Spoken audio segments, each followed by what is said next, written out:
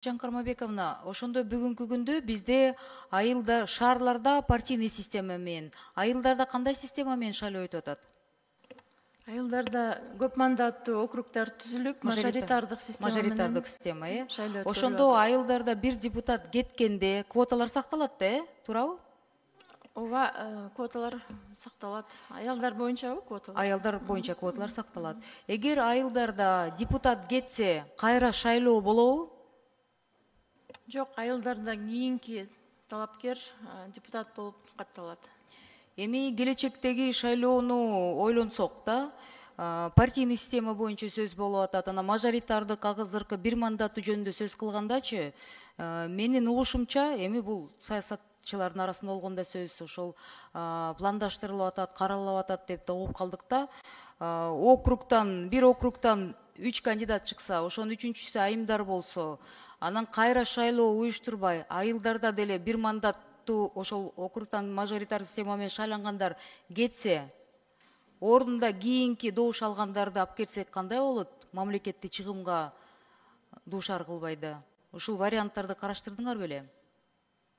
Жок, биз азыр варианттарды караштыра элекпиз. Парламенттик шайлоо боюнча ошол дискуссия, ошол азыр жергиликтүү процессти аяктагандан кийин чакырам. 15 депутат ведомстволор аралык жумушчу топко кирет, келип чогуу сүйлөшөлү бул боюнча. Эч кандай варианттарды биз сунуштай элекпиз. Эми караштырылат. Буюрса деген эмки жылдан баштап бул шайлоо быйыл бүтсө, эмки жылда да. Анткени деген мындай болуп атат да, мен мырзалардан көп угуп атам да, эми мен мына бир мандаттуу округтан бүгүнкү күндө парламентте жалгыз депутат айым отурам да. Анан добуш албай келет, анан биз мынча миң алып алып, анан силер отурасыңар деп квотага аябай чоң претензиялар болуп атат да.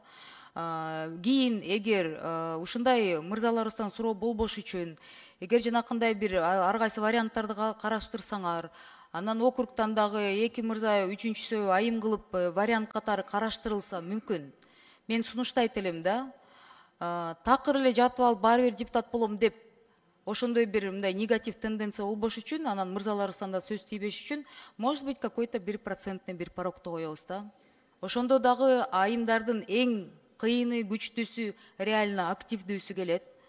Ошондо деген тааныш билиш деген система ошол жактан да жоюлмак да. Бирок эң негизгиси айтып кете турган нерсе, урматтуу коллегаларыма да айтып кетет элем. Бүгүнкү күндө преференциалдуу система менен парламентте регионалдык баланс жок. Ошону эске алыңыздар. Бир мандаттуу округ менен келгенде толугу бүт райондор камтылат, бүт полный представленность всех областей и районов болот. Бүгүнкү күндө парламентте мындай жок. Шайлоочулардан ушундай мындай арыз муундар угулуп атат. Айтылып атат, кээ бир райондордон абдан саны көп депутаттар келип атат, кээ бир райондордон биздин үнүбүз угулбай калып атат деген сөздөр болуп атат. Ошол кийин эмки жылы талкуулар болсо, мен өкмөткө дагы, депутаттарга да кайрылып, өзгөчө Нуржан айым сизге кайрылат элем да. Унутпаңыздар бул нерсени. Анан айымдар боюнча, может быть, какой-то вот бир 2000 добуш болобу, 3000 добуш болобу, бул это в зависимости от столицы, города, тиги района деп караштыралы да.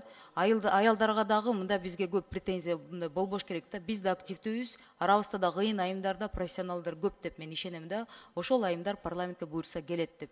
Мен чоң ишеним көп да. Региондордо келечек боло турган шайлоодо ошондой болот деп. Рахмат. Бул эми пожелание да катары айтып атам да. Рахмат.